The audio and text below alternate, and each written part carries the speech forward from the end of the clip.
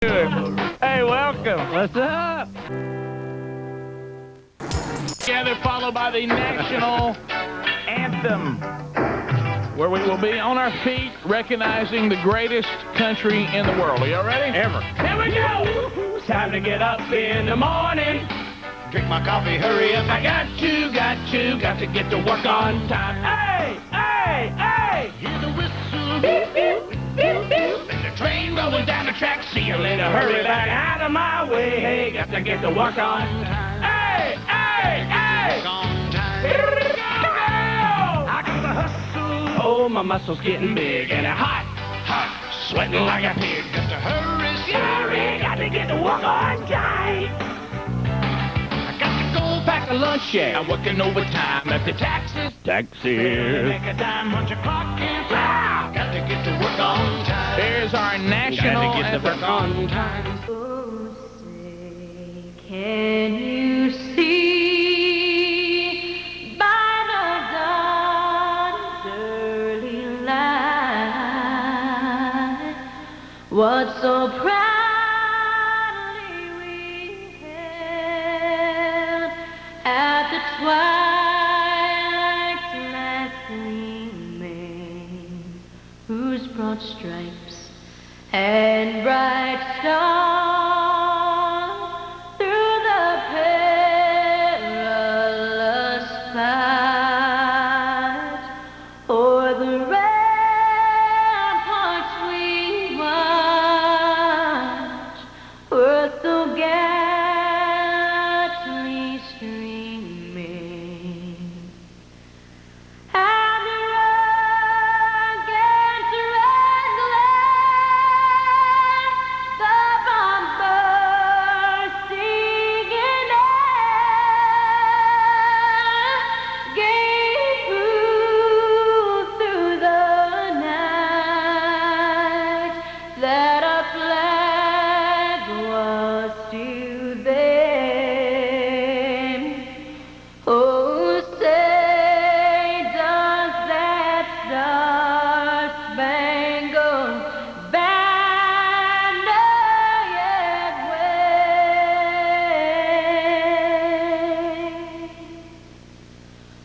o'er the land of the free and the home of the brave.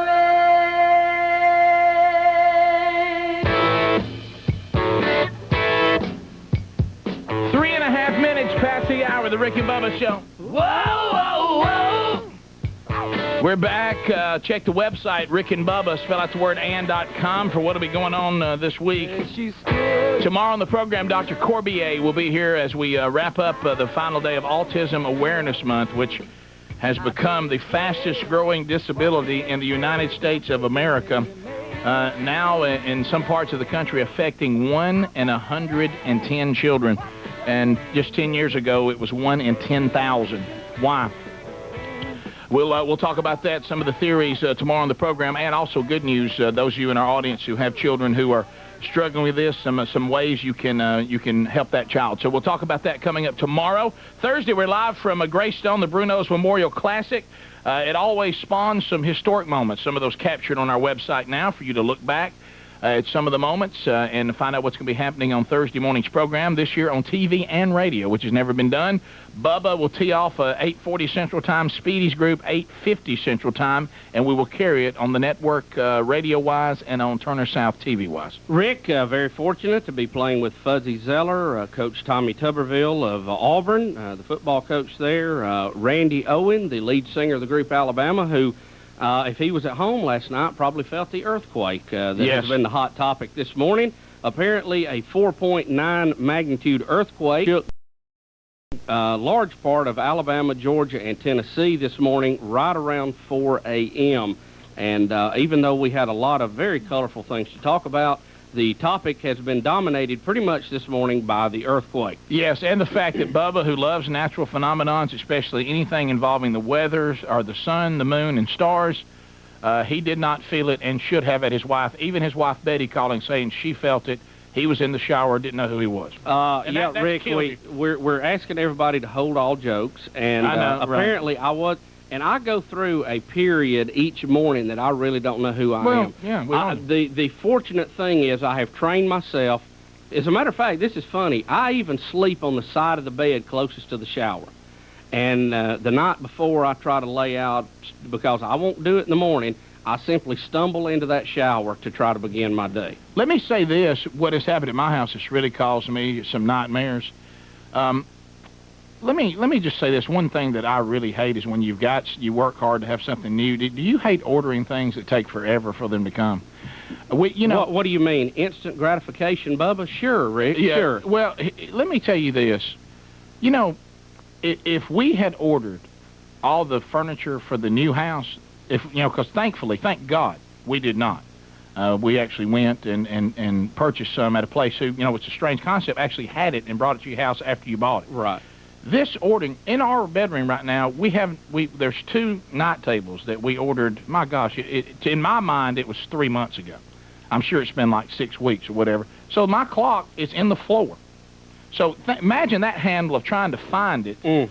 Get, look, and then get it up here and try to find all the buttons on where am I at, and all this kind of stuff. And by the way, if anybody knows where those end tables are, will they ever be in? Ever? Rick, some poor Filipino is turning them out as we speak. Well, I told Sherry never again. I said now on things that, like I say, instant gratification that will make the house livable. We go to a place, we see it, we purchase it, they deliver it and bring it home.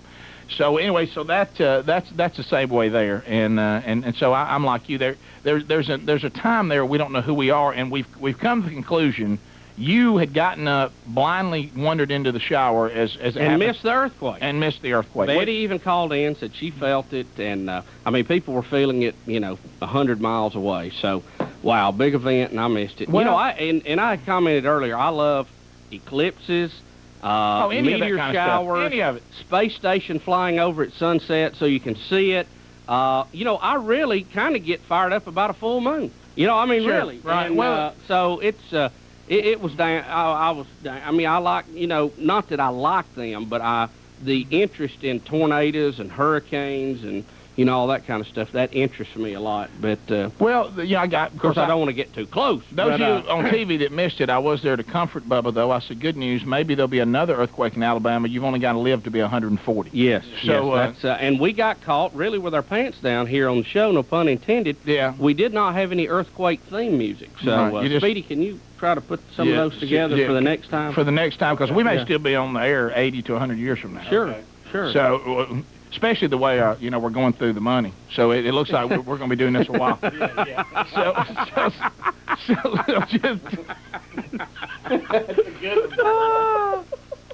Look, it's either here or greet people at Walmart. Come on. How about this? I came to a horrible conclusion that my wife doesn't want me to retire anytime soon. Nothing about she doesn't, where she wants to buy, spend, or whatever, even though we're all enjoying that.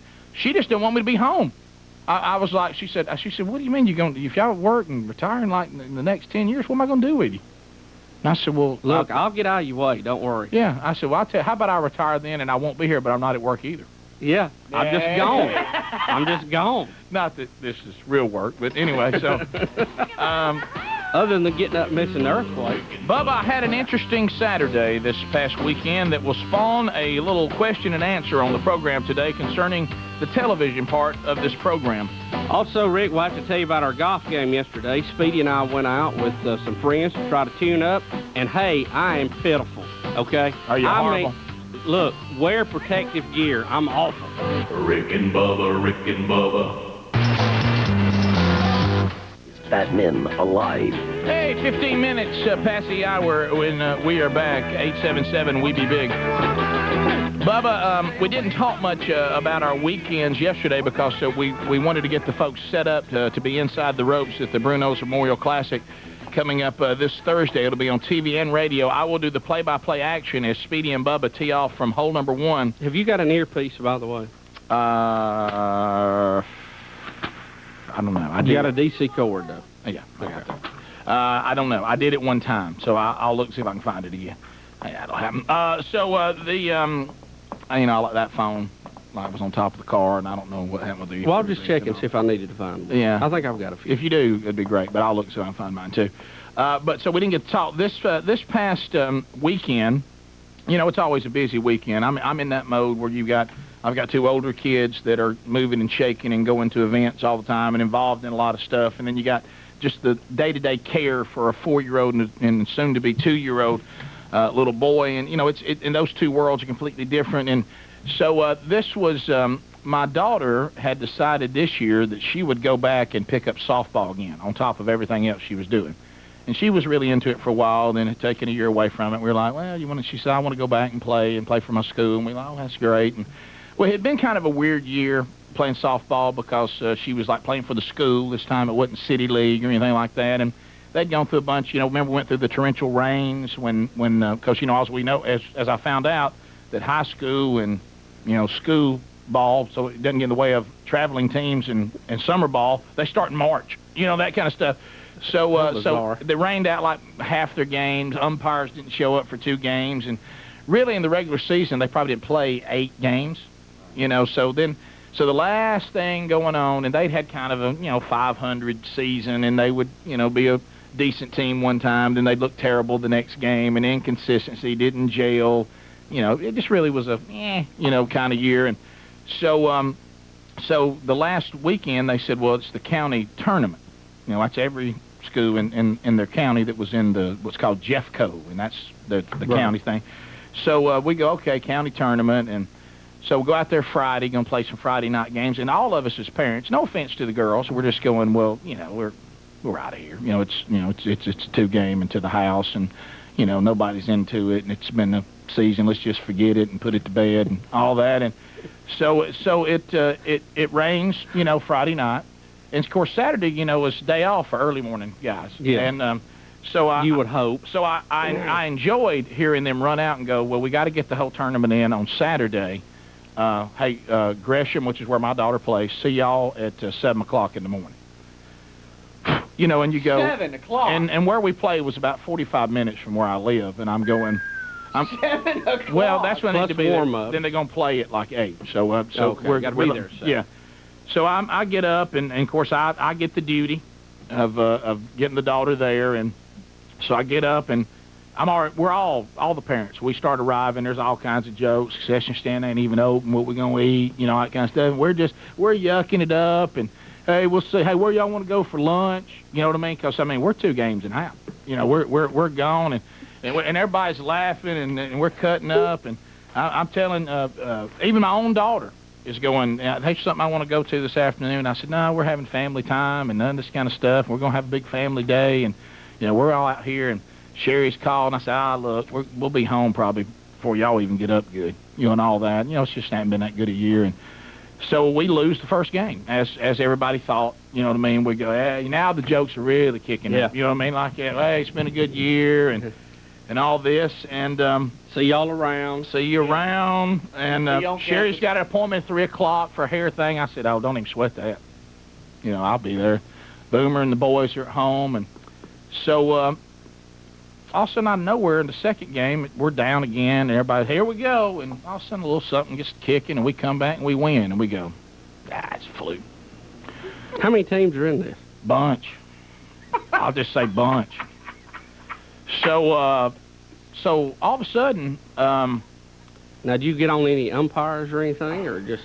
Oh no, because I didn't want any calls. You know what I mean? Right. I mean, you're wanting to go peacefully. And then this dilemma starts. There's just a little bit of panic you can see in the parents' eyes. Is well, one win. I mean, you were in the losers bracket. I mean, come on. We're down there in the losers bracket now. Sure. I mean, you can't climb out of that thing. Well, when we were sitting there all in the stands at 9:30 p.m. for the championship game. What? As they went on a 6-game tear and rolled through the tournament. 9:30 at night? Beating teams left and right. I'm talking about last inning heroics, sure. Diving catches, hitting the ball a yard out of the park, throwing people out. I mean, just, you know. Rick, what made them mad? What made them mad? We don't know what happened. It's like we're all looking around going, and I can't tell y'all the number of times throughout the day we as parents would go, well, this is it. They've had a good run. They've won a couple of games. Two outs here. This is it. 2 outs. Get the kids. Look, gather your stuff. 2 outs, 2 strikes. We're down by 2. That'll do it. Yeah. Oh my God! Boom, into the gap. A rope. Woo. Yeah, and like we were going, and look, and then there's that dilemma. There's a point that you roll, and all you parents have been through these tournament things know. There's a point where you say, "Let's go home," and then the momentum begins to build. You go, "Hey, let's win the championship." You know, then you start kind of getting into it. You start pulling. You grab some shirts out and putting them on. You know, that kind of stuff. Well, you've been there for 12 hours, Rick. How about this? And what I loved is everybody was out of money.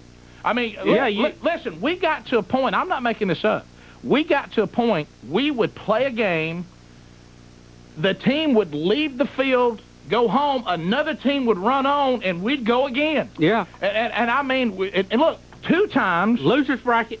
They had time limits on the game. Listen to this. 2 times, the time is running out, we're down by 2 runs, they realized that we can't complete the rally with 2 outs, and they would get out on purpose so another inning would roll, and they'd come back and win it at the bottom of that inning. It was unbelievable. We won 2 games like that. Hey, this is it. Time limit's out. Oh, my God, we got some out. And I said, what just happened? I said, she just ran off the bag so she'd get out. And we go, oh, so we can roll another inning. Because as long as you if you don't get them out, they round the bases. Right. Wow. So I mean, there's some strategy for you. I mean, look, we're squeezed playing. Boom. This is a team that ain't done jack. And all of a sudden, they're 9:30 p.m. They're going, Rick, going nuts. How did the call back to base camp go? Well, I called, especially when you have a hair appointment, because I know that missing a hair appointment, especially if you're a blonde, is, you know, second only to the Battle of Armageddon. Well, listen how stupid I was. Guess what I said? I said, I'm gonna come on home and get the killer bees. Going to the appointment. I said, look, Sherry, this can't continue. I said, God love them. I said, we're getting into the winner's bracket again. I said, I'm going to come get the kids. I said, probably by the time I come back, we will have lost the game we're in now, and I'll just pick Brandy up. We'll all go eat and go home. Well, the Killer Bees stay with me for 4 games. What did you do with those 2 boys for 4 games? Well, it just got to the point where you just had to start inventing things. And at one point, I don't know how this happened. Did you do the, hey, look here. Yeah. At one point, Big Love declared out there with all of it, and I've got an email here from people who met him, he declared his name was Broccoli. I look, he's got all these girls sitting around him over there, and they're saying, what's your name? He said, Broccoli, and they'd laugh, and he'd look at me, and he'd like, hey, they like this Broccoli thing. So I kept running into people, say, I met your son Broccoli, and I said, his name's not Broccoli, you know. And then well, it starts with a B. Yeah, so then I watch, and he's got all these girls from all the various teams that have been put out, or a team that's waiting to play, and he just sit over in the middle of them and hold court. Well, I noticed his big brother Boomer, who had declared, I'm ready to go home. Can we go home? You like that? All of a sudden, it gets time. Sherry gets back from her appointment. I said, I'm gonna take Big Love home, or Broccoli, and he goes, no, listen. And I'm like, what are you talking about? And also, I noticed he used his little brother's bait. He'd throw him out there, and these girls would all gather around, and he'd kind of ease in there, too. I said, I thought you was ready to go. Then I don't know what's going on, but I won't let it go. Right. I said, no, we going now. Now, he didn't tell people his name was Cheese, right? That was what was strange. And I thought that was, I thought, well, y'all got a little, what are y'all, some kind of vaudeville act, Broccoli and Cheese? You know what I mean? So it was funny to watch Boomer have to tell me why he wanted to stay. I said, what? I thought you was ready to go. Now, let's go and go to the house. I'm going to go drop them out. No, I think I'm going to stay out here. What do you mean you're going to stay out here? What are you talking about? I said, oh. I said, you got girl softball, Rick. You got some girl softballers around? Your little brother bring them in for you, and you huh? Is that it? Using Broccoli as bait? And then Taz, of course, I lost him a couple times, and people returned him, and it just went on and on and on. And now at 9:30, you've worked your way back to the championship. Yes, game. I'm now back. Now, is it double elimination? Do you have to beat the team twice? Yeah, and they waxed us. So by the time we got... The first game or the second game? No, the first game. By the time we get there, it's... So you could have been midnight. Can't you bless? The best thing was 11 o'clock, we're in the car driving home. Now, we'd been there since 7 that morning, on and off. Now, I did leave once to go get the kids and once to take them home and came back. But we're driving home, and I look at Brady, and I said, you know that thing you want to go to? I think I'm going to let you go. I changed my mind.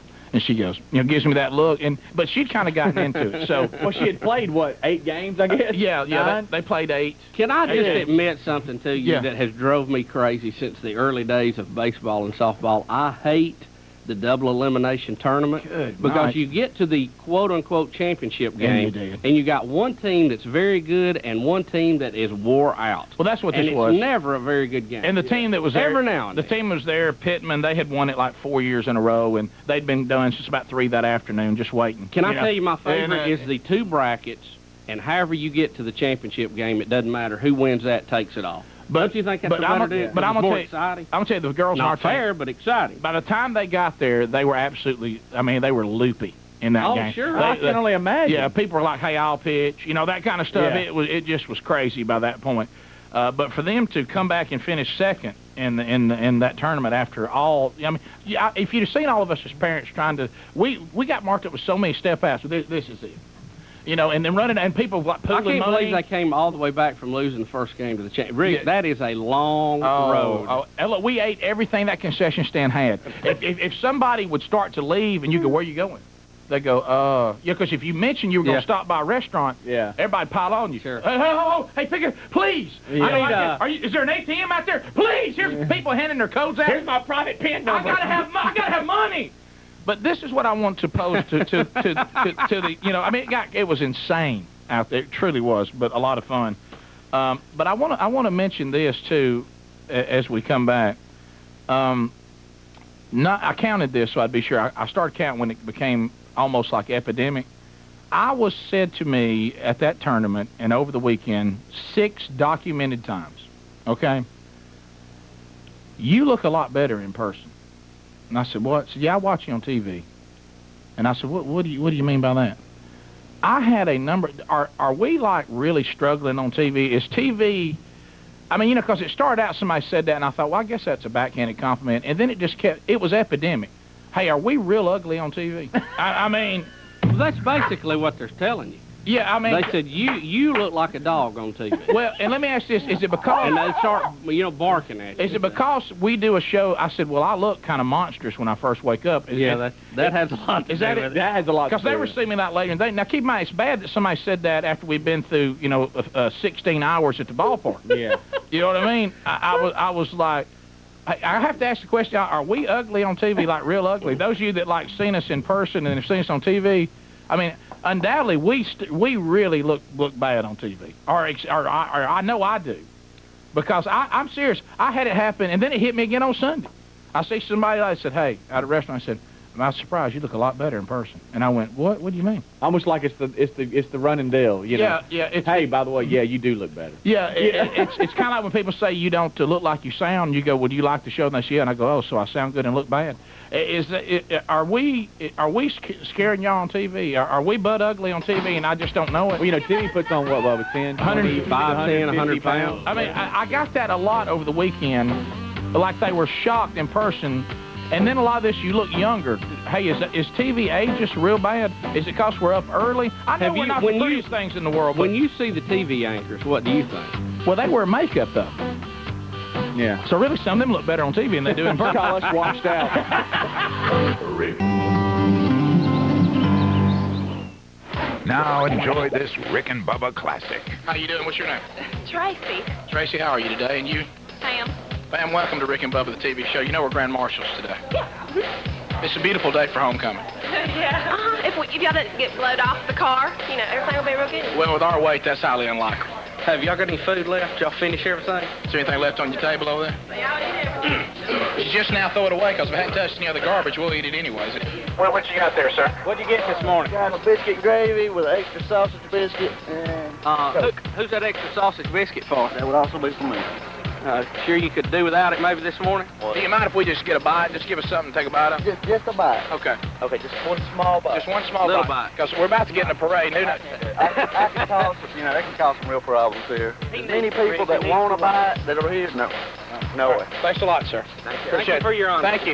You may get discussed. 34 minutes past the hour of the Rick and Bubba show. Good morning, 877 We Be Big. So congratulations to the Pittman School for winning their 5th championship in a row, and congratulations. Wow, that is incredible. Yeah. And, hey, how about coming back and winning again? Everybody's looking for you. That's good, isn't it? I'm going to tell you what, they do have an incredible team. And also to the Gresham girls for coming out of nowhere and finishing 2nd. Had a lot of fun watching y'all play this year. Jim in Huntsville, Bubba, is saying that the comment that I was getting at the ballpark for the 16 hours that we were all there on Saturday. Jim, Yeah. So, do we... I'm a little shiny. Do we look real bad on TV? Yeah, you guys are just going to have to give up this whole manhood thing and go for the dust on the face. Put the makeup on, man. So you look pretty. So we're shiny and washed out on TV. Is that our problem? I'm really shiny. And we're fat, which doesn't really help. Well, I told him I'm one of them fat boys, too, but, you know, I'm not on TV, so I don't have to do the makeup thing. But you guys are just going to have to give it up and put a little bit on. Well, let me tell you what's embarrassing, though. Like, we have to go a lot of times places right after the show. Yeah. And we've, like, had to go places and meet Mark Prater or something. Yeah. And you know, he's on in the morning, too. And we run into Mark, and he's still got his makeup on, and it's just a little uncomfortable. It's like, and then, you know, that makeup, it looks good on TV, but when you leave, you look orange. Yeah, it does. It looks a little orange. You know, the little hairs on your face or whatever, like the makeup's caked on it, like, you know, and it's... So, that's our dilemma. Do we look washed out on TV so we don't have to deal with the rest of the day? Does Roxanne have any base in there? That's the problem, man. You guys are washed out. Yeah. I need some powder, Jim. man. I'm just greasy. You know what I today, mean? huh? You know when somebody says something one time, you go, okay, you don't even think about it. Right. Then all of a sudden it keeps happening. Right. And you're going, wow, is this a big deal with everybody I just didn't know about? Rick, I've been getting that for years. You'll learn to live with it. Yeah, but I mean, you know, we had the TV thing. You know, I knew that we probably weren't made for TV, but I didn't know it was such a... To see us in person, it was that big a difference. Well, the alternative is we could start wearing masks every day. Dave in Hickory, North Carolina. Oh, yeah, Mr. Personality. Hey, this mask thing. By the way, I watched that last night. I got a comment. Yeah. Hey, where is she from? Somebody said, the one guy left said, I'll see you around in Georgia or something. No, really? I might have to look that up. Dave in Hickory, North Carolina. Dave, what's up?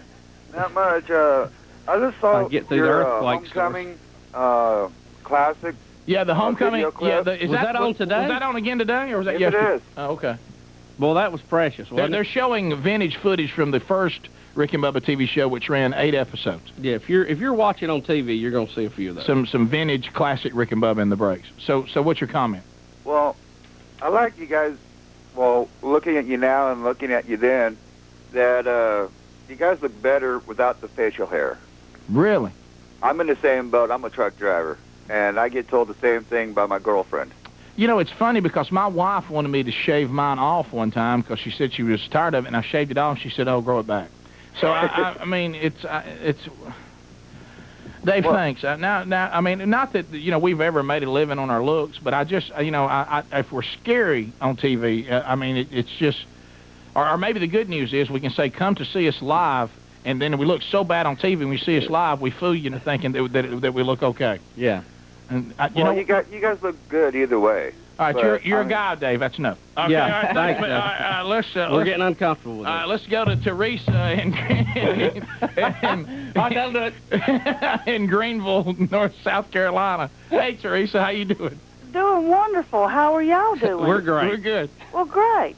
I work in a nursing facility in Greenville, and we set our alarm on our watches to watch y'all every morning. We come off the floor and stop everything just to watch y'all. Well, thank you very much. And we think y'all are good looking off TV or on TV. Well, It doesn't Teresa, matter. thank you. That's awful nice of you. Yeah, well, it's most everybody who's on TV wears the TV makeup, and we don't. And we not got some of that in And here I don't know somewhere, that we too? would. You remember we've done it like we used to do those Marvin's commercials on film. Oh yeah, they put it on. They put it all over. They even put body makeup on us. Yes, they did. Thank 'Cause you, I- Teresa. You don't need anything. Y'all look wonderful. Thank about you. this? And a shout out to all y'all working there at the hospital. Thank you. Thank you very much. Yeah. Y'all have a wonderful day. Thank you. We did the shower commercial, and that Never ran. It never ran. I wish we could get a copy of that. That was precious. That one, and when we us getting burned on the grill and all that, I miss all that. Yeah. I mean That's hot. we even though they would let us do whatever we wanted to, there was still a line they had out there that Sure. we would go over sometimes. Sure. This will tie into what We started kissing all the female customers coming in the door. Right. They edited that Funny one out. TV. Yeah. Valerie in Homewood, how are you? I'm great, guys. How are y'all? We're great. Bubba, sorry you missed the phenom this morning. Man, I tell you, it Scared killed me me. and my dog to death. Bubba, I'm so sorry you didn't hear an earthquake. Look, will somebody call me the next time one starts? Yeah. Be sure I'm on it. All right. Yeah, I thought it was the rapture. I went and opened my daughter's door to make sure see if she was still in there and make sure I didn't get left behind. Well, what I do, anytime I think it's the rapture, I call and see if my grandmother will answer the phone. Yeah, sure. But guys, the main reason I called, I've met y'all in person several times because every time y'all are anywhere, I'm there. I'm sorry. But I don't think y'all look any better in person. I think it's just that you get to know you get to see all of you in person, and you get to really know your personalities, and it's just more of a personal thing. I think you look So great wait a either minute. way. So you're saying if we had masks on, you would still like us because of our personality? No, well, yeah, but I like to look at you too. Oh, well, thank you, Valerie. So, Thank you, Valerie, anything we can do. That's right, Val. y'all have a great day, and I'll see you the next time you're somewhere around Birmingham where I can come see you. Thank you very much. All right. We'll come back. Mark Prater will join us, and we'll discuss Mr. Personality last night. Speaking of that, that show was weirding me out. Yeah, man, it is. It's weird. And they keep teasing us with the footage of her making out with them with those masks on. That's over the line. Yeah, when is that happening? Did that happen last night? No, Did I miss they it at showed the it beginning again of it? it's for next week again. And let me tell you something. That guy in the light green mask, he was a weirdo. I'm glad he's gone. We'll be back. Rick and Bubba. We're back. 877-WE-BE-BIG is our number. Fax line 205-945-3999. And on the World Wide Web, it's Rick and Bubba. Spell out the word and.com. Mark Prater joins us now. Let's sing the song, shall we? Well, it's time for the weather. He got it all together. If it's snow or tornado, hear Mark Prater. That's an earthquake. Well, it's time for the weather. Ain't nobody better. Hear Mark Prater. Mark Prater. Hear Mark Prater. Mark Prater. Hear Mark Prater. Mark Prater, what's up, player? Not much. How you doing, guys? Mark, how about, I wasn't prepared to see you doing a little earthquake report this morning. Guys, you don't know how far I had to look inside of the computer to find a little earthquake graphic. I've never used it before. I don't see that one get used so much in that part of the country, does it? No, not at all. And especially one that's a 4.9 on the Richter scale. That's just not something I really plan on using. Mark, what I am so tore up about, you know how I love science and you know, weather and, you know, astrological events and all that. I mean, in perspective, I don't think it's going to affect how my day goes, but I missed it. I was up. Apparently, I was in the shower, and as several emailers have noted, Betty called in and said she felt the earthquake, thought it was me falling in the shower, and just went back to bed. Yes. So... Well, you know, I didn't feel it either. I was up then, too, and I really feel like, you know, that would have been interesting. I've never been in an earthquake, but obviously, you know, in my hurrying and moving around through the house in the morning that, you know, I just didn't notice it or feel it, and I know people close to me did, but I think some folks were in the wrong spot at the wrong time. Now, let me wake y'all up on this. Let me tell you what we got here. You want me to turn the coat shower on? Are y'all ready for a little coat shower rig here? Yeah. We got earthquake bandwagoners is what we got. You may be right. I felt it too, Hey, man. some of us felt it. Some of us jumping on the bandwagon. Somebody, so it's become that thing. You want to say you were there. Sure. You want to say it happened to you too. It's a Me Too thing. You see it with kids all the time. You know, hey, I jumped off the ground. Me too, me too. Now I'll start jumping. Watch me jump. You know, you ever seen that? Somebody said, some little kid jumped there. Oh, that was a good jump. Sure. Oh, look at me. And they all start jumping. That's what this is. Mark, is this the warm weather? earthquake bandwagon. Mark, is this warm weather snow? I need to ask you. It I mean, is. should we get milk and bread for the next one? I think we're in good shape, even though, you know, what we had today was pretty significant for here. I don't think it's any big deal. Mark, you know, and I would never do this, but we were talking in the break how Thank funny. you for not being an earthquake bandwagon. How funny that it would be if, you know, we mentioned or just, you know, casually talked about, we didn't know if any of the school kids would go to school today and they might need to call the weather center to find out. Well, yeah, oh yeah. That would be brutal. Let's face it, we'll shut school down for anything now. Oh, yeah.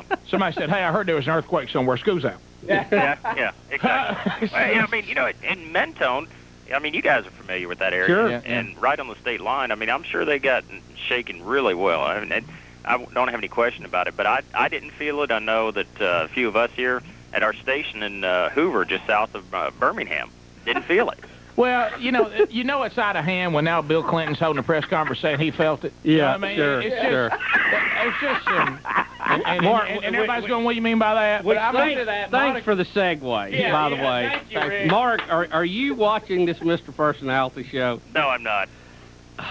Well, it's on a different network. I didn't mean to throw Am that I at you. missing but- something? Or? they're saying the girl from Mr. Personality is from Atlanta. That's what Brenda and Gaston's saying. The girl who's picking. Have you seen this, Prater? Is that where they're wearing the mask? Yes, Yes. Yes, Okay, it was yeah. on Mark, again I last night. forget which shows on what network. Yeah, It's Yeah, I many mean, of it them. freaks my kids out. Oh yeah. Oh, it is very scary. How about this? I foolishly left it on, and that night Big Love came down the steps and got in bed with us and said he was scared. Yeah. Oh, that's great. Caitlin walked in and said, "This is a scary show." Yeah. Oh, I'm sorry. My son Broccoli came down and But I know you guys are on fire about this thing, but I just want to tell you, I watched the majority of it, and I think it has to be the stupidest show, and in no way am I entertained by this thing. I don't understand how y'all are into it. I really don't. Let me tell you what they've done. The mask is they've added.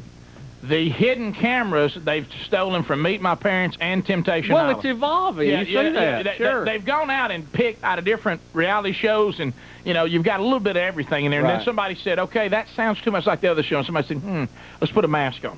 Right. Somebody said, "Oh, okay," but it is very strange. It is very goofy.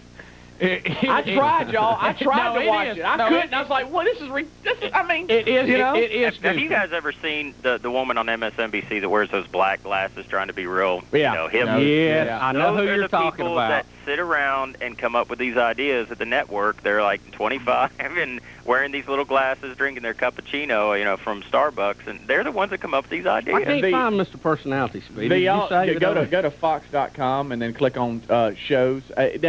This is the only thing that I was halfway entertained by.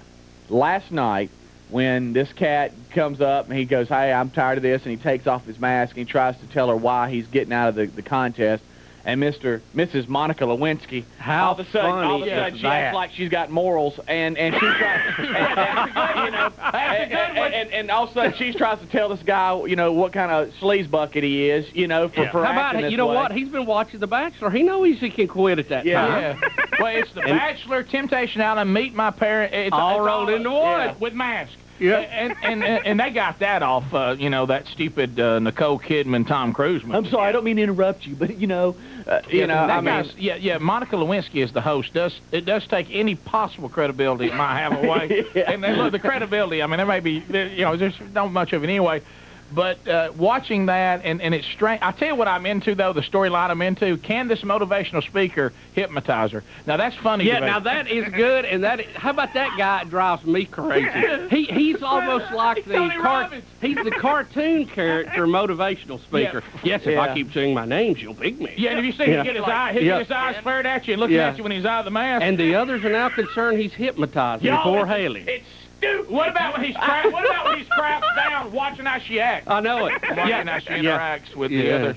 I mean, y'all, it's a. I mean, Terry and I watched just about the whole thing and thought it was the most ridiculous thing, but we couldn't figure out when it comes on again. I know it. It's a Monday night. It's Monday. Okay. Surely there's going to be a 2-hour special. But can I tell you this, too, Mark? I don't like they went to the colored mask. I like when everybody was the same mask and you had a number. You know why? Because the ugly guy is staying in it because he's got a red mask on. Yep, red is a powerful color, and her psyche is being affected by the red mask. I think you're right. I think the colors are unfair. Because that guy is really ugly. I know she can't see him, but he's even got an ugly voice. How about this, though? If we were in that house goofing off, would we not get a Clinton mask and put it on and go, "Hey, Monica, how about this mask?" Yeah. And how about this? I hate to say it, but one thing has been revealed on The Bachelorette and this. Anytime there's a group of guys, if y'all notice, they always get drunk. Yeah. Every time. Well, but she was sitting there, criticizing somebody for getting drunk, which is wrong, and I wanted to scream, "You're trying to date somebody with a mask on!" Who's the goody here? Right. Are you that desperate that you want to date a bunch of guys with a mask on? Are any of us surprised the lawyer couldn't play by the rules? Rick and Bubba, Rick and Bubba. All up in the house. We're back, top of the hour, 877 We Be Big, the Rick and Bubba Show. Fax line 205-945-3999 on the World Wide Web, rickandbubba.com. You know, we were talking about this. Haley is from Atlanta, so, you know, we'd like to have her on the show. I'd love to talk to her about this. Yeah, when this thing's over, we need to talk, because this has been weird, and I love, see, one thing, can I tell you one thing I like added, and I wish there was, I like the hidden camera thing. Because I do too. I love watching people get busted and they don't know that they're busted. But Rick, how can they not know they're doing that to them? Yeah, they knew this was going to be. I mean, if you go on a reality show, everything's a booby trap. If you're vying for a woman's love and they bring tiki girls in, it's a setup, man. Sure. How about this? Some of them probably knew that and they just couldn't help it. They didn't care. Of course, you know, a lot of them will take a drink, and yeah, that appears to be a lot of folks I know in the southeast were shocked last night after a drunken night that ended up getting him kicked off the show. Were shocked when the man in the orange mask turned out to be Coach Mike Price from the University of Alabama. Yes, that was a very uneasy moment there, but Chris, I thought you'd love that one. What are you doing? You're my meter. What will you do? Were you in the middle of something else? Okay, look, we got to have you, man. I mean, yeah. You're the meter, man. You're letting us know when we're owning you or not. I'm gonna say it again. Okay, pay attention this time. Bubba, I thought it was kind of shocking last night after he was being kicked off for being a drunk louse when they were all having their pool party. A lot of folks in the southeast shocked and surprised when he took off the orange mask and he was Coach Mike Price from the University of Alabama. Oh, look, there you go. Okay. Because hey, let me tell you something. I don't care who you are. That was a good one. Okay? Can I say that? And y'all gave me nothing on it. That was a good one, I was laughing, Rick. Because I told you in the break. Is that what ruined it? Yeah.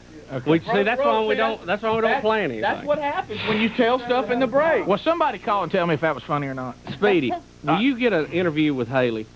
Sure. And look, let me ask you this. Yeah, sure. How about we'll wear a mask while we talk to her if that makes her more comfortable? That mask thing weirds me. Rick, even if you pick the one that you appear to be the most compatible with, and he pulls the mask off and there's no physical attraction there, I mean, then if she doesn't, you know, act like she's interested, she looks bad. Let me tell you something. You know, if she picks red mask, my wife declared last night red mask is one of the, I mean, he ain't just kind of ugly. Red mask is I mean, he... And she said, why is she being fooled? Now, he's the one that she went in the dark room with, right? Yeah. And didn't kiss her. Right. But I mean, he's from Atlanta, too. He's got bad hair. Michael Collis. He's got a bad voice, and he's got some grill problems, I noticed. What? Yes. By the way... You know, I really didn't look at him that close, Rick. By the way, you know, Don Juan is a model. We all know that, and he's got some grill problems now he's trying to work out.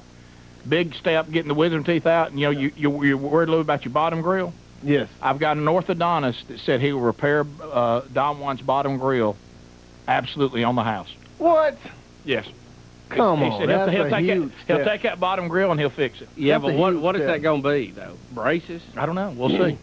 And now how often will I have to go and clean this house up? I don't know. I'm just telling you, we're in the early emailing stages. Can't look at the bottom row. Well, I'll tell you the twist now that this, and from the very beginning, this motivational guy has owned me. He's very Tony Robbins-like, and he's always got an angle. If I say my number, so it'll get in her mind, you know. But and I love that. But do you remember after the first time she said, for some reason, I can't get this 18 guy out of my mind? Do you remember him saying that? I think that was a hey, say this. Do you think that was an earthquake bandwagon? Yes, I do. Okay. Yes, I do. But how about this? It was funny. And he owns me right now, and that now that the other guys are paranoid that he's hypnotizing her, and you remember the guy said, hey, that's just wrong if he's doing that. Come on. If he's doing it, it's just wrong. And let me ask the guy who's a millionaire. You're a millionaire. Why are you on a mask show? Yeah. You don't need this. No. How about this? And I want to tell the rest of them, too, if, you know, the guy who they think might be hypnotizing her is a motivational speaker. He ain't Kreskin. You know what I'm saying? Now, if Kreskin was behind that mask, look out. But he could have her jumping around on one leg clucking like a chicken. Even though I think Tony Robbins is nothing but a modern day with a good suit flim-flam man, let me say this. In Shallow Hal, having him being able to get... Perfect. Oh, man, it was great. I thought that was hilarious. I will tell you this. I don't know if he was desperate for money or he's got that good a sense of humor that he did that. Look, but y'all. I thought more of him after that, didn't you? Yeah. I mean, Tony Robbins, you have to pay him to tell you those things you ought to already know. Have you ever listened to any of that? Sure I have. Wasn't exactly the detail I was thinking. No, let's see. All right, I mean, I just paid the $19.95 for Tony Robbins tape. First thing, you got to believe in yourself. Oh, thank you, Tony. I never thought of that. You got to have big confidence when you get you got to believe that you are somebody. you got to believe that you do matter and that you are worth. And I'm going, wow, I never thought of that. Thanks, Tony. Wouldn't you love to have that conversation like out on the end of the dock with Tony when he's being honest, going, man, can you believe everybody bought that? Yeah, look, I'd love to get him out there and say, okay. Yeah, okay. Hey, it's just us. It's just you and me. Come clean. It's just you and me, 6'5". Yeah, come on. I know you're bigger. You're tall, you're a good-looking guy. We will do that, You got your suit working like you need it. It's in America. We did that to Oliver North, didn't we? Look me right here. We got him alone. Said, all right, we want to know. And I said, look me now. I want to know. Can you believe you're a multimillionaire because people bought tapes for you to tell them they need to believe in themselves? Come on. How about in Shallow Hal? What a good job he did, and he must have big hands. Very he just palmed that guy's head. You know. Funny. I mean, look, I don't fault. Did you love how he went from 0 to 60 on that? Just talking to him, the whole. Well, to me, the way I look at Tony Robbins is kind of the way I look at this show. Now, wait a minute, Rick. What do you mean? If you paid money to Tony Robbins and you had a good experience and you had fun, sure, and you believe it made a difference in your life, there's no victim there.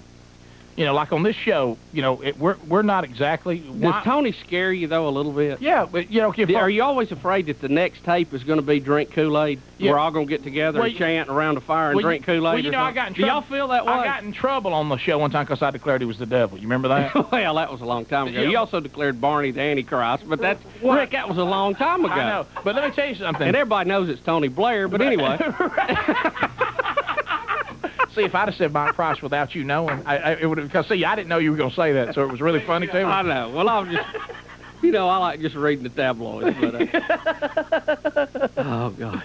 So anyway, we'll see how Mr. Personality turns out. Will you get an interview? Will she do the interviews before it's over? No, probably not. But see, well, some of the others, the Bachelor and all did. Hey, remember get us an interview with her. Remember when we were sure who Tristan was going to pick, so we were dogging the other guy, and that was the one she picked. D owns the ATL. He says he can call his sister. Yeah, see if y'all can get her on. Doesn't John Perry own the ATL? John Perry, why can't we have this girl on the show? Let me say this. I know that she doesn't go to any Braves games. Yeah, well, nobody does, and we'll discuss that when we come back. But let me say this. I know that you hate the show but can't wait till it's on again next week. See, but go ahead and get through that and see if you can get her on, all right? Okay. If nothing else, get her on the show for all the old reasons. Because we think she'll bring breakfast? Yeah, exactly. Yeah. Sure. I tell you, I used to if you was a good-looking woman, but you were on the show quickly. You remember that? Rick! Well, I mean, that's not true. It all began to come apart for him when he couldn't get that Charlie's Angel girl on. What's her name? Kate Jackson. Kate Jackson. That's when that genre of let me tell you something. Speedy at one time was the ultimate hypnotist. You know what I mean? Yes, he was. Yeah. he was the motivational speaker. Let me tell you something. We'll tell the funny story one day about Speedy's back. That on day, the morning I came in and said Speedy's back. Yeah, that's really. Let me I thought he was going to die. Let me say this. He's a married man. He's in love with his wife. He's a wonderful father. But I'm gonna tell you what. There was a day that son of a gun could have on an aqua mask and be owning that thing right now. You know what I mean? How about the rest of them would be fools compared to him? We'd all be laughing at how he'd be running the store right now. It'd be like Nebraska during a good year. Yeah, sure. Back when they had that beer. What made you come up with aqua? Because I thought that would work against you, but it would still work out. It'd clash with your red goatee. I try to think of a color wasn't being represented. I mean, Haley would just stop the contest and go, I'll take Aquamaster. Give me that Aqua Velvet man. And we'd all be screaming Aquaman, too. Yeah. And we could all tell it was Speedy because of the shoes were from the buckle.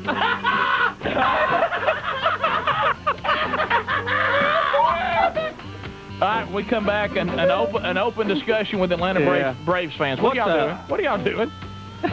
By the way, the new game here on TV, for those of you watching, catch somebody eating with their mouth open. Yeah. And get a tight shot of it. We'll be back. Rick and Bubba, Rick and Bubba. Do y'all think that Walt Disney, if he was alive, would be pro his characters on ice skates? I don't understand the intrigue of anything on ice. Now, I understand competition, Olympics, that kind of stuff. Who was the person, okay, who said, you know, I like Mickey Mouse and Goofy, but you know what? Why don't we put them on ice skates? Slide them across the floor at 50 miles an hour and listen to people cheer. Didn't they freeze him too? Rick. I think he is. I think Walt's frozen. I heard that. Let me just Freeze say this. Walt? He was spinning in his ice chest.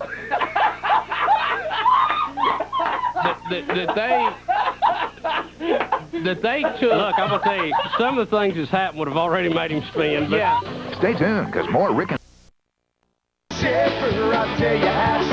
on! Down on the ground. Rick, we need somebody who works with Haley to email us secretly and let us know where she works. We want Haley from I haven't Mr. seen that Personality on the show. Speedy, can you do it? Yeah, I'm going to talk to Brooke today. That's always our line. I'm going to talk to Brooke. Yeah, Brooke will get Brooke will know. Um, JD will know. okay, we have to ask this now. I don't know if JD's all right now. Yeah. Right. He's probably on the phone with Kurt Jarvis. But look, let me say this as we get back, the Atlanta Braves. Okay. Bravo. The Bravos. What's the problem? Why don't y'all want to go see the Braves? Is it because you won so many games in the last 10 years? Have you people forgot the 70s and most the 80s? We were watching the Braves back in the Rick Camp days. They shouldn't have won their division for the last 100 years and still have seats behind home plate available. What? Is there some new mall opened and you're spending your time over there? How can the Braves be having crowds of what, like 10, 20,000? There was more people at your daughter's softball game. Well, I don't know the exact figures, but I've picked Has it up gotten several better? newspapers the last few days, and it's going, the headlines are, where are the people? You know, Saturday one night thing- had a good crowd. They had like 27,000. That ain't a good crowd. It was for them on Saturday night. Yeah, how about the Braves ought to be sold out every game? Doesn't Turner hold about 45 or something like that? And I mean, I'm telling you, are y'all just done with the Braves? What, I mean, why don't we care? You remember when they were real bad, and then they got good? Yeah. Everybody, I mean, you couldn't you couldn't wedge in their sideways. That little fake run in like '82, I think it was. Well, it was a warm up. Yeah, and then came the desolate desert again, and then the '90s is when they got on fire. And then actually, like built and planned and long term. But this has been happening for years because as they're in the pennant race every year, and they go. They get closer and closer to winning before they choke. It gets to a point where every other place they go, it's crazy. People are standing up, they're clapping, they're going nuts. You go to Turner Field and everybody's just sitting there. But why? Well, when you're the Braves, but why? When you're the Braves and you're the dominant team for many years in the National League, and you go to other fields, that's when everybody wants to come. It would be like the Yankees coming to town. The Yankees are going nuts. And they're just as dominant. That's a good example. Because, all right, that's true. I'm saying on the road, they get that. Right, and that's true. But at home, if that's happening... Has the new war off? Well, here's the thing. The Yankees have been good on and off forever. Right. And they have won more championships, yes. But you would admit, they go on the road, everybody comes out to see them, but when they go home, it's packed too. Why do the Braves go on the road? Everybody else is excited about seeing them because they're a baseball dynasty for the last decade, but they come home and their home crowd doesn't care. Yeah, but that's the part we're trying to figure out. Let's talk about the pennant race and the playoffs, though. Everybody's just excited in every league, every city you go to. I mean, you know, if you're the Yankees or you're anybody, you're San Francisco, whatever. If you're in a pennant race, each team's just excited as the other one. But it seems like when it's at Turner Field, and I hear, hey, you can't afford it, but every ballpark's expensive, and those other cities are excited. It just seems like nobody's going or nobody's pumped up about it. Why? I don't know. Why are y'all down on the Braves? Because I mean, it's not a win issue because people were starting not to go last year, and they went all the way to the chance at the World Series again. Just a couple of days ago, they had won like 9 of 10 games. What is it? I mean, if Tom Glavine is not on the team, is that it? I mean, is it bust or? Guys, it used to be. Listen, my little league team in the '70s went to see the Braves, and we actually ended up playing the Reds. Yeah. I mean, y'all. Sure, yeah. I mean, come on. I mean, can I tell you too? We saw the Braves when I was a little guy. I had to be 10 years old. Went to see the Braves.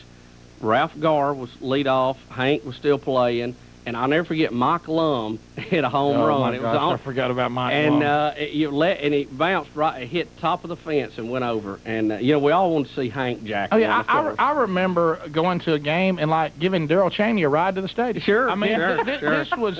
Come on. I mean, how can What's the problem? I mean, and seriously, I remember as a kid, we went, and this was a big deal.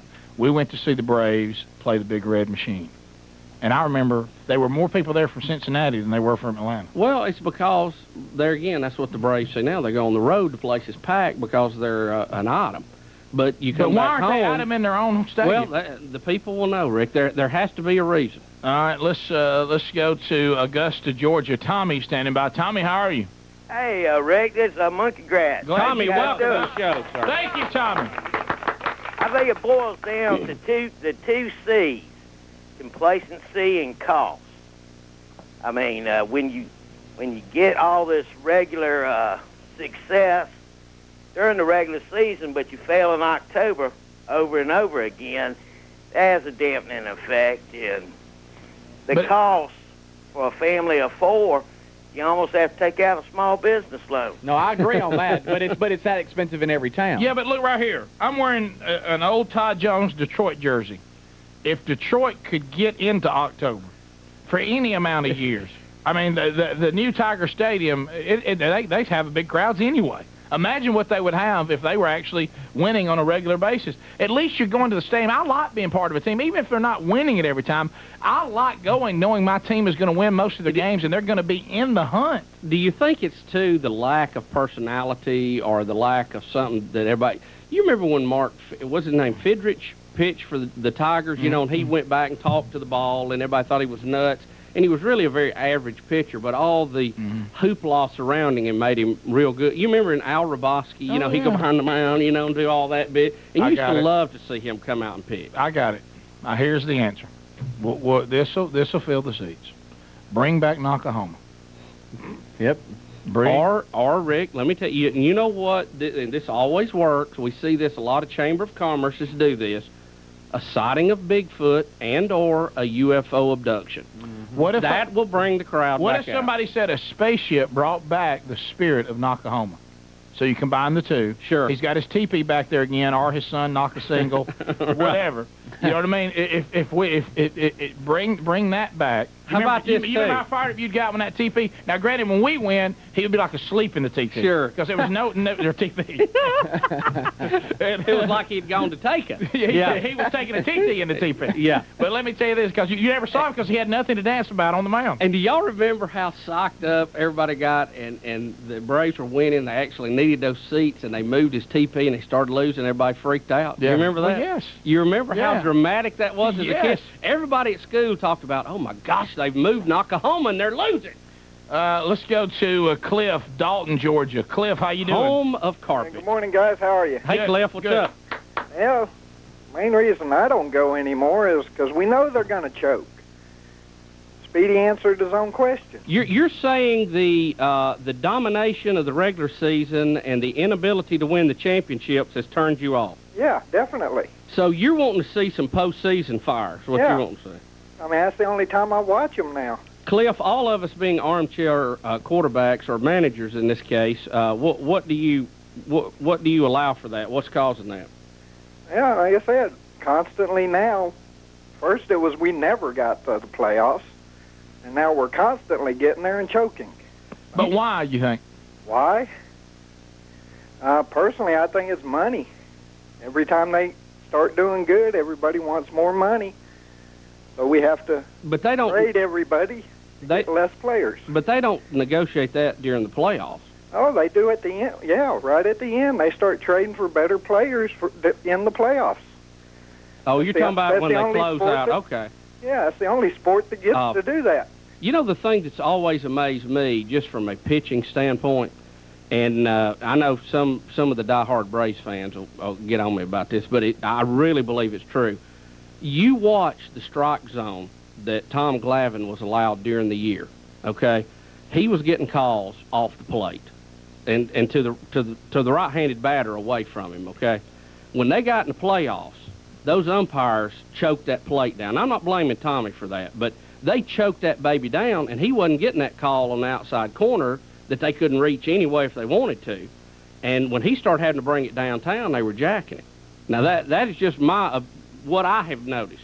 Now, I know I'll get boos and hiss because I don't follow them like that, but the strike zone was dramatically different to me for the Braves pitching in the playoffs versus the regular season, and the top pitchers we had to have the corners. Maddox, too. He's got to nibble those corners. He's not going to say, coming down the middle of the plate, hit it if you can. Jerry in Oxford, Alabama. What's up, Jerry? What's going on there, buddy? Doing all right? Buddy. This is Two Bits checking in this morning. Got a comment about the Braves. What's that? Look, we all ain't signed a $10 million 4-year contract. Right. We all ain't got a TV show. We all ain't raking in the money like y'all are, Top Shelf. How about nothing like hearing from somebody you went to school with? Wait a minute. Did we sign a $10 million deal? Because I'm getting jerked around. Where's my? I thought you were talking about baseball players, Jerry. I didn't know what you were talking about. Jerry, please let's be factual. It was actually somewhere around $6 million. But go ahead. My bad. Hey, listen. Now, the real deal is, look, baseball is 162 game season. It's long. Yes, it is. You know what I'm saying? I mean, you don't go to like in football. You go to a game. You got to win that football. You got to win it. Baseball, you go to a game, it's more of an entertainment. You know what I'm saying? Well, you're right, and that's always been why I am not into the regular seasons, because the games don't really mean much. They don't mean that much. I'm not going to pay $180 to take my family of 4 to go see a game that don't really mean that much. Yeah, because now, you go to a Titans game, they lose that game, it could be bad. Jerry, let me ask you this: and I love baseball. I do think it is, America's pastime, but has the pace that we live bypass that? I mean, because we're all in a hurry to get somewhere, and we're an MTV microwave world now. We ain't got time to sit around for 3.5 hours and watch a baseball game. Well, I was wondering that because to me, baseball used to be like a picnic. You'd go out, it's an all-day event, you have fun. Go Big O. But now you're checking your Palm Pilot to see where you got to be, and if the game runs long, you're going to be late. Well, the good news is professional baseball games are so long, you could go to the game and get caught up on all your work. Sure. You know what I mean? Why maybe, Rick, maybe that's a marketing thing. Have desks with laptops on it, and you go to the game. We're just trying to help. Just brainstorming. We're just trying to help. Got some more calls about it. We'll talk about it a little more. 26 minutes past, you're listening to and watching The Rick and Bubba Show. Rick and Bubba, Rick and Bubba.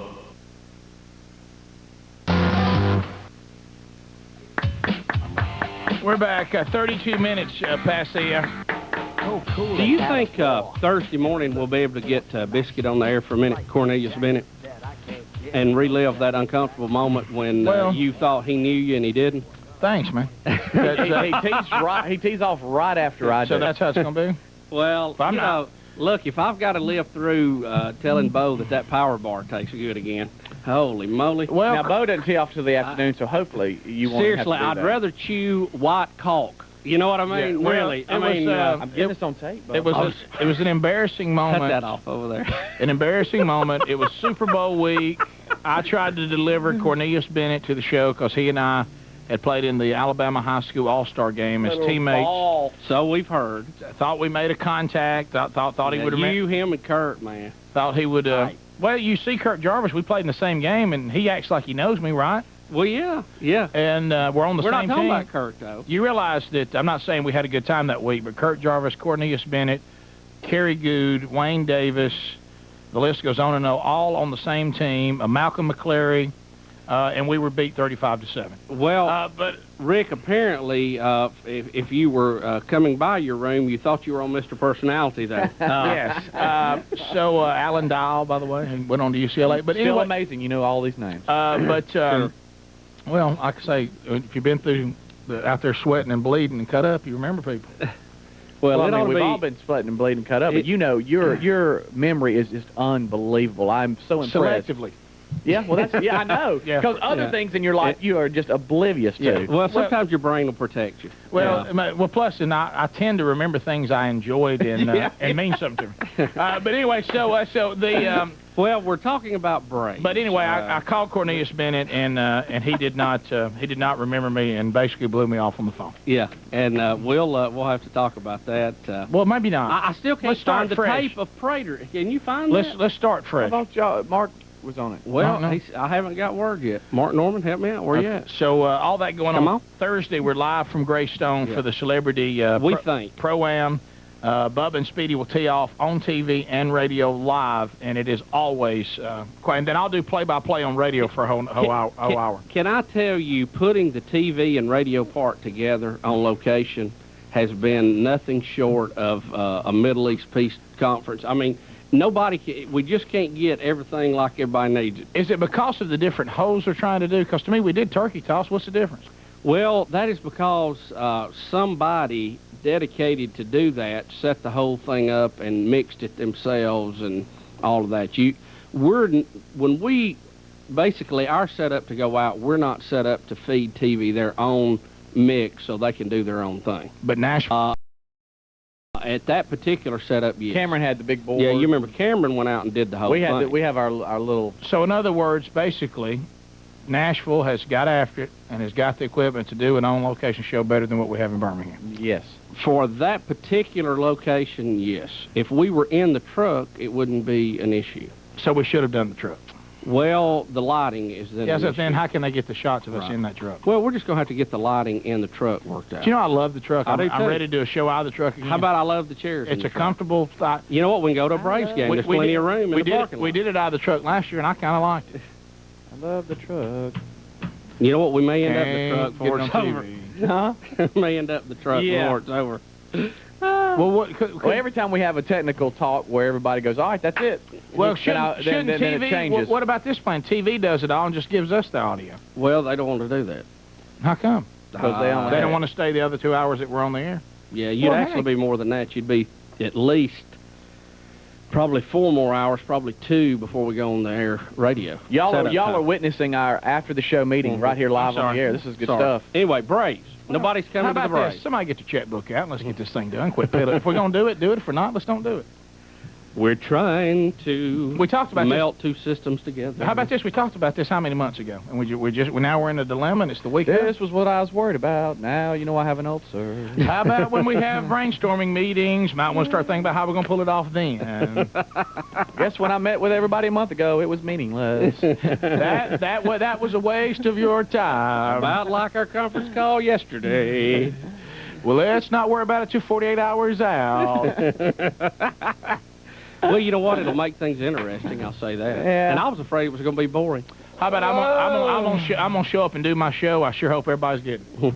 That's what we tell. That's what we're warning them. That you'll just walk out. Oh no, I'm gonna do my show. I just hope somebody hears it. That's what I'm saying. Because I'm gonna have fun anyway. Because I'll be hanging out with y'all and some friends will be stopping by. I'm gonna have a blast.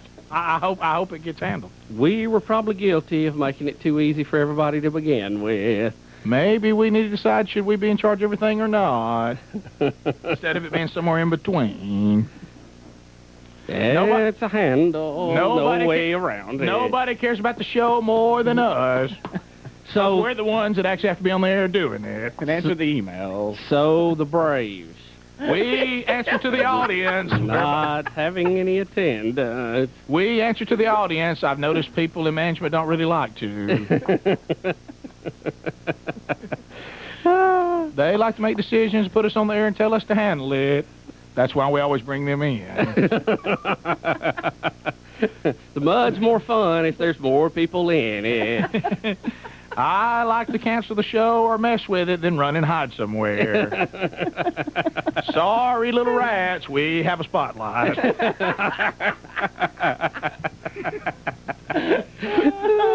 All righty.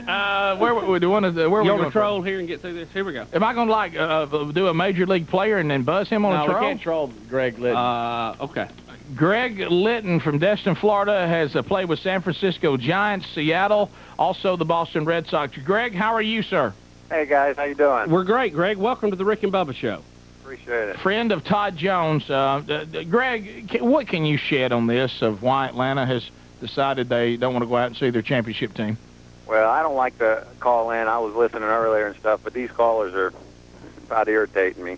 Well, the simple fact is Atlanta's, they're spoiled, and they've gotten too used to the guys being in the playoffs every year, and they don't remember back when I started playing with San Francisco, we used to call it foul ball night in Atlanta because every fan that came got a foul ball. I remember that. That's true.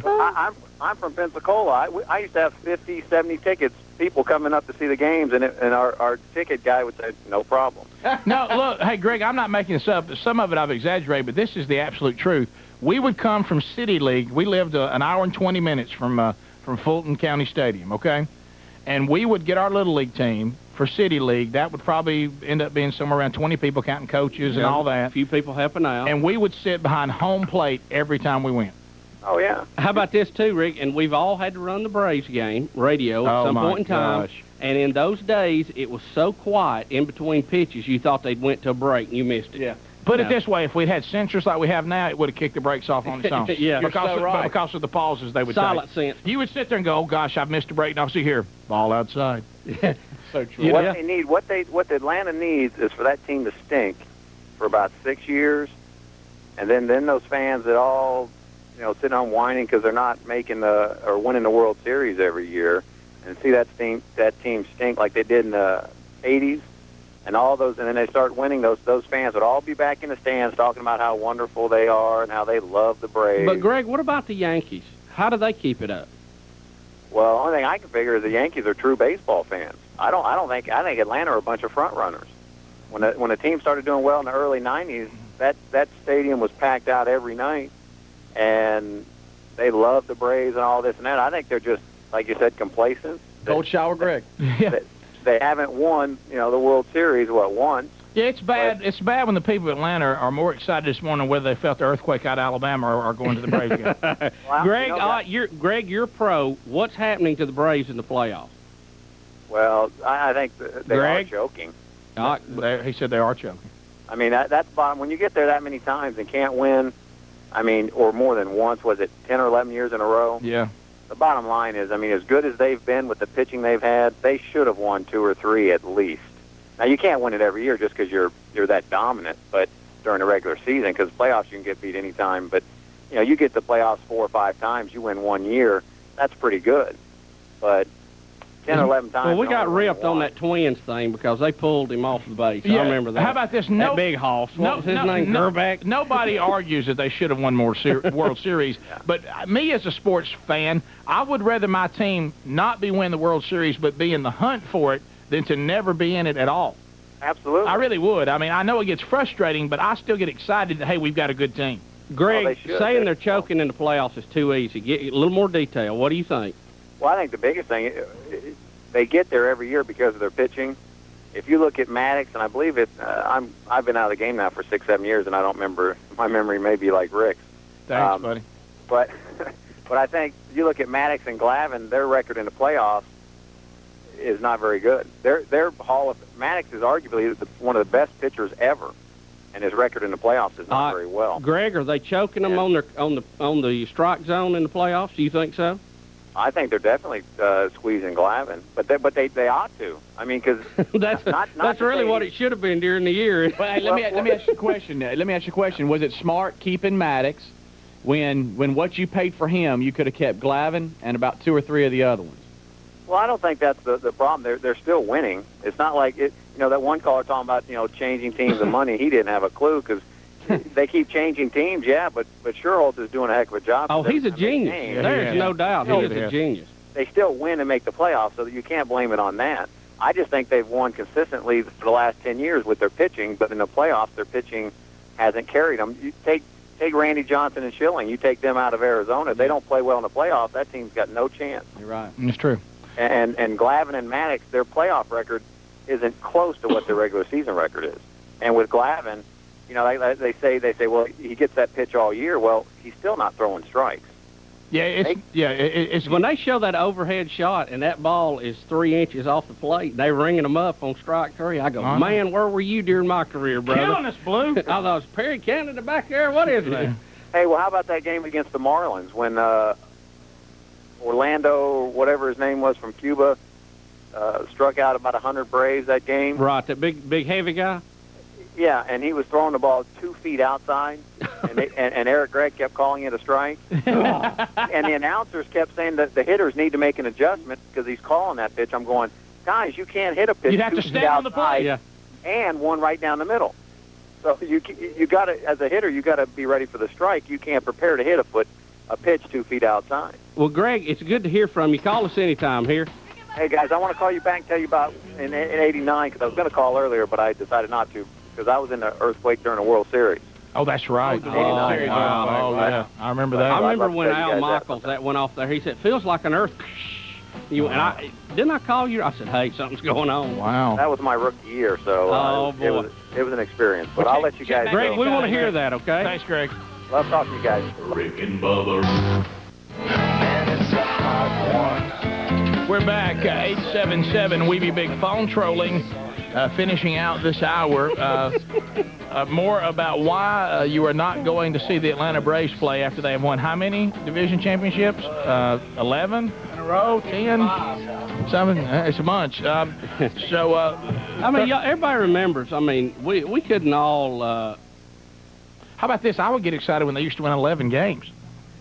You know, we all remember sitting up in the middle of the night and these heroic finishes. I mean, because we couldn't go to the games. Right. You know? And it's just so bizarre that you're even talking about this now. I know. I know.